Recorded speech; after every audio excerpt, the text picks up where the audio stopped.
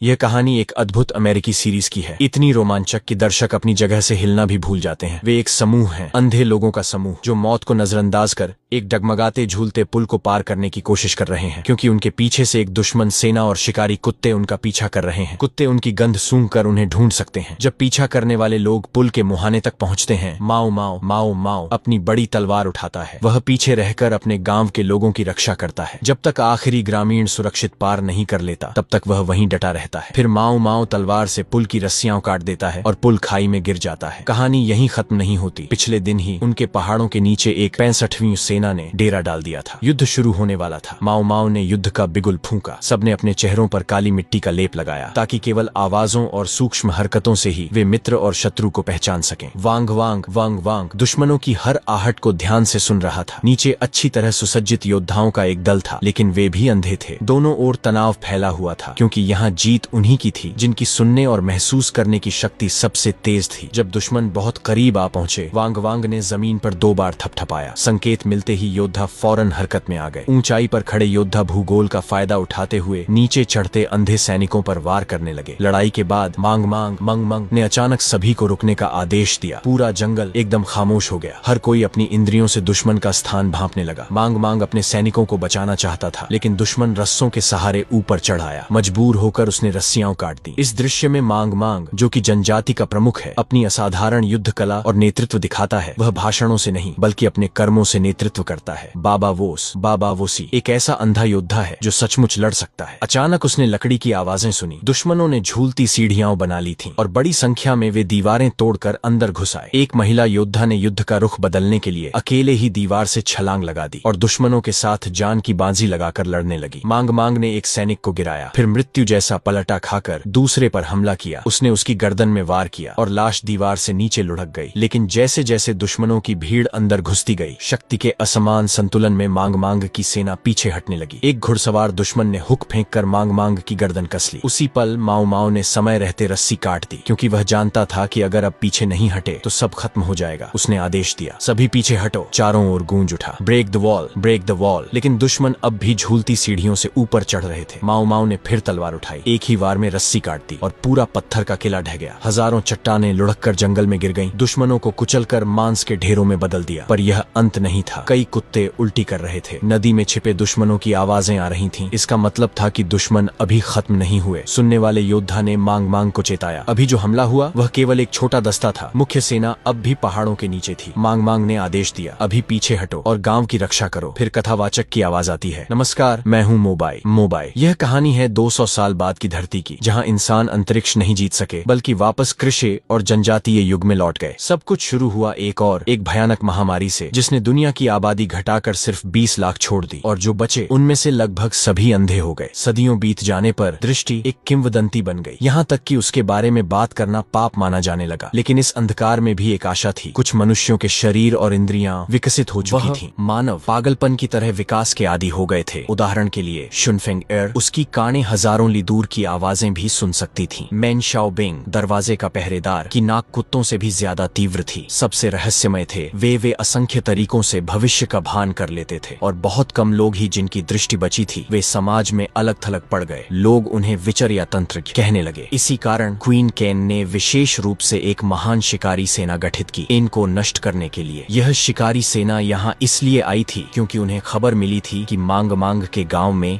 एक औरत का बच्चा गौण गर्भ में धारण कर लिया है, और उस औरत व बच्चे दोनों को निपटाना आवश्यक था। दोनों पक्षों के बीच लड़ाई छिड़ी हुई थी, और उसी बीच उस औरत ने एक पुत्र और एक पुत्री को जन्म दे दिया। गांव की अंतिम सुरक्षा दीवार अब ध्वस्त हो चुकी थी, लेकिन सौभाग्य से उस समय मौसम, बारिश, भारी बर्फ दूर था, और शिकारी सेना जोखिम उठाकर भूस्खलन वाले रास्ते से आगे नहीं बढ़ती। मांग मांग ने तुरंत एक सभा बुलाकर बचाव की रणनीति बनाई, क्योंकि वे जानते थे कि यह सेना रोकना असंभव है। फिलहाल उन्होंने केवल जान देकर प्रतिरोध करने की तैयारी की। व्यवस्था करने के बाद लगभग 2 मीटर ऊंचा मांग मांग झुक के अपने संस्कार मंडप में लौटा। उस परिवार में अब एक पुत्र और एक पुत्री थे। मांग मांग पिता बनकर खुश था, पर सच यह था कि उन दोनों बच्चों का पिता मांग मांग नहीं था। उनके पिता एक शक्तिशाली था, मार्गला, वह औरत जिसे मांग मांग ने महीनों पहले बर्फीले तूफान में पाया था। तब वह पहले से गर्भवती थी। मांग मांग को इससे फर्क नहीं पड़ा। वह मार्गला से प्रेम करता था और दोनों बच्चों को अपना मानता था। उन्हें अपने ही खून सा चाहता था। इससे पता चलता है कि जोरदार मांग मांग के भी एक मृदु परवरिश करने वाला पक्ष था। मार्गला भी मांग मांग की परवरिश से प्रभावित थी। पर जब यह 4 जन पारिवारिक क्षण चल रहा था तब बाहर से बुलाने की आवाज आई, बच्चे तुम्हें आना होगा, वे तुम्हारे बिना नहीं कर पाएंगे। उच्च पुजारी और गांव वाले बड़ी संख्या में आ खड़े हुए थे और कहा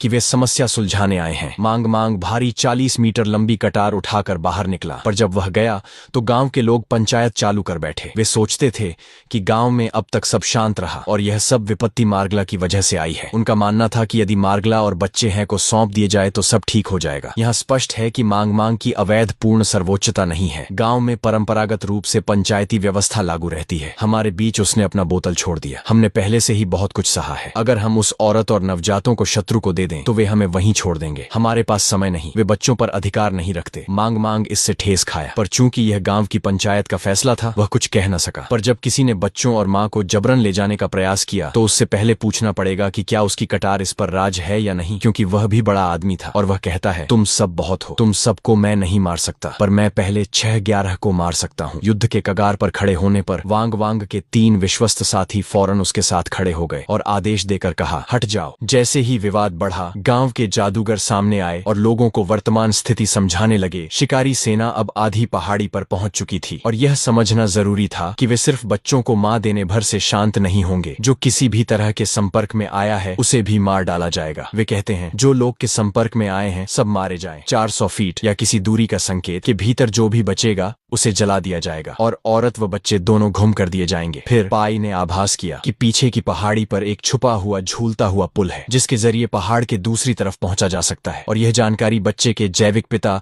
रूल ने को पहले ही दे रखी थी। वही झूला पुल गांव के पीछे की चट्टानी कगार पर था और चूंकि गांव वाले सभी अंधे थे उन्हें कभी भी इस पुल की जानकारी नहीं हुई थी। यह अब उनकी एकमात्र रास्ता उद्धार थी। शिकारी सेना जल्दी ही गांव पर कब्जा कर लेगी। मांग मांग के नेतृत्व में सभी तुरंत रवाना हुए। यहाँ तक कि गर्भवती मां के शिशु के मां की बैठक या विश्राम का भी समय नहीं मिला। वे घने जंगलों से गुजरते हुए रस्सों के गांठों और वू द्वारा छोड़े गए झुंझुनों, घंटी, कंबल की मदद से रास्ता बनाते रहे। क्या वे अभी भी आगे बढ़ रहे हैं? बस ऐसे ही एक समूह अंधों का अपनी सूंघने, छूने और गहन अनुभूति पर भरोसा करके भाग रहा है। अंधों के लिए भय केवल पीछे की पीछा करने वाली सेना से नहीं था, बल्कि सामने के अदृश्य अनजाने से भी था। यह एक भयावह परिस्थिति थी। कोई ऐसी प्रणाली या तंत्र नहीं था जो इन जोखिमों को पूरी तरह अलग कर दे। वे नहीं जानते थे कि कदम के नीचे जाल है या नहीं, आगे खाई है या नहीं, ताकि कोई गांव वाला पीछे न छूटे। मांग मांग खुद मार्गदर्शन करने लगे। रस्सों, झुंझुनों और के नेतृत्व में वे अंततः उस झूलते पुल के मुख पर पहुंचे। कांपते हुए पुल पर पहला कदम रखता है। भय का एक बड़ा एहसास उसे घेर लेता है। फिर वह मुड़कर सबको कहता है कि सब ठीक है। दूसरी तरफ शिकारी सेना ने गांव में घुसपैठ कर ली, पर अफसोस वहां अब लोग नहीं थे। गांव लगभग सुनसान पड़ा था। उन्होंने उस गद्दार को बुलाया जिसने गांव की जानकारी दी थी और पूछा कि क्या गांव के पास और कोई रास्ता है। शिकारी सेना को वुडिंग छत की मौजूदगी का पता उसी गद्दार के कारण चला। इसी समय उनके सेनाध्यक्ष के सुनने वाले ने दूर से नवजात शिशुओं के रोने की आवाज सुनी। मैंने शिशु रोते सुना। 2000 अंधों के लिए इतनी डगमगाती रस्सी के पुल को पार करना बेहद कठिन था। अंध राजा मंगवांग ने अपनी रानी अंधरानी मंगहो को चेताया, सावधान रहो, अपने कदम देखो। रानी डरते कांपते पुल पर चढ़ी। उसने अपनी छड़ी को रस्सियों पर आड़ा टिकाकर संतुलन बनाए रखा और सावधानी से एक एक कदम आगे बढ़ी। उसके पीछे के ग्रामीणों ने भी वही तरीका अपनाया, लेकिन फिर भी कुछ लोग पैर फिसलने से नीचे गिर गए। मुझे छोड़ दो, मैंने कहा था ना। रानी की आवाज सुनकर राजा की धड़कन कुछ धीमी पड़ी। उसे थोड़ा चैन मिला। उधर शिकारी सेना जंगल के रास्ते उनका पीछा करने लगी। फासला घटने लगा और तब उनके सेनापति ने शिकारी कुत्तों को आगे छोड़ दिया ताकि वे पहले हमला कर सकें। पाई सबसे पहले दूसरी ओर पहुंच चुका था। जल्द ही शिकारी कुत्ते पुल के मुहाने तक पहुंच गए। खतरे को महसूस करते हुए अंध राजा ने अपनी बड़ी तलवार उठा ली और पीछे रहकर अपने लोगों की रक्षा के लिए मोर्चा संभाला। उसे यह जरा भी पता नहीं था कि जब वह शिकारी कुत्तों से भिड़ा हुआ है, ठीक उसी वक्त शिकारी सेना भी पुल के सिरों तक पहुंच चुकी है। सेनापति निर्दयी और निर्मम था। वह इहंद यानी दृष्टि वाले लोगों के प्रति तनिक भी दया नहीं दिखाता था। उसकी सुनने की शक्ति बाज की तरह तेज थी। तेज हवाओं में भी वह सबसे हल्की सरसराहट पहचान सकता था।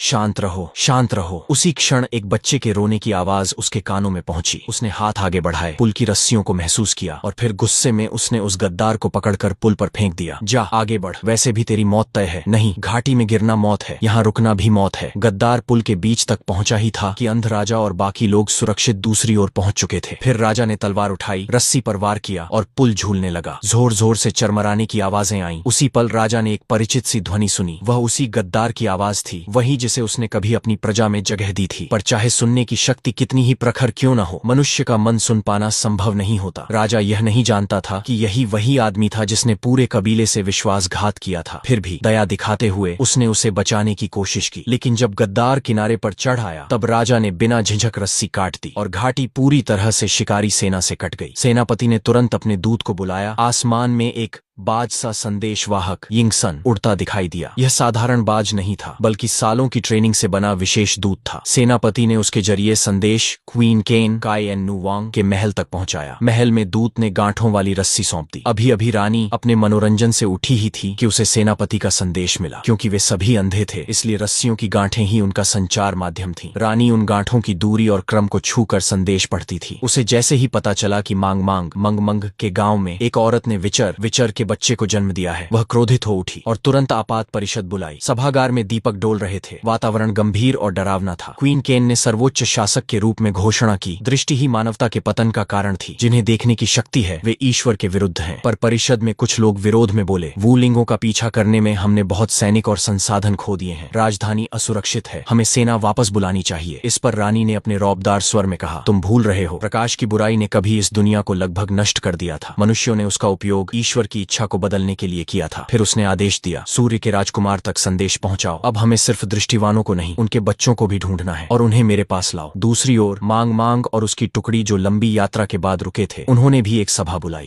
पाई ने सभी ग्रामीणों से सच्चाई साझा की। पुल दिखाने वाला व्यक्ति वास्तव में रुएल नाम का वूलिंग था। वही बच्चों का पिता भी था। रानी मांग की पत्नी ने सबको बताया कि दृष्टि कोई श्राप नहीं, कोई मिथक नहीं, यह तो कभी सभी मनुष्यों में होती थी। अब जब वे बिल्कुल घिर चुके हैं, उन्हें एक नया घर खोजना ही होगा। टिंग फेंगजे विंड लिसनर के मार्गदर्शन में वे नदी किनारे चलते गए। धीरे धीरे पानी में उतरकर आगे बढ़े ताकि शिकारी कुत्ते उनकी गंध न सूंघ सके। लंबी यात्रा के बाद उन्हें रुएल द्वारा छोड़े गए गांठों के निशान मिले। उन्होंने एक झरना पार किया। मांग फिसलन भरी जमीन पर रास्ता टटोलता आगे बढ़ा। जल्द ही उन्हें और घंटियों निशानों के जरिए एक जगह मिली। वहां एक सीढ़ी नुमा गुफा थी। मांग सबसे पहले नीचे उतरा, फिर बाकी सब भी पीछे पीछे गए। रुएल के बताए मार्ग पर चलते हुए वे एक हरी भरी खुली घाटी में पहुंच गए। वहां रुएल ने उनके लिए भोजन, औजार और आश्रय का सामान छोड़ रखा था ताकि वे जल्दी से अपना नया घर बसा सकें। स्वतंत्रता की धूप पहाड़ियों पर फैल गई। एक बूढ़ा जमीन पर झुककर नई मिट्टी की खुशबू सूंघ रहा था। तभी पाई ने मांग को सावधान किया, हालांकि हमें नया ठिकाना मिल गया है, पर हमें सतर्क रहना होगा। शिकारी कभी पीछा नहीं छोड़ते। एपिसोड के अंत में तनाव कम होता है। मांग अपनी बाहों में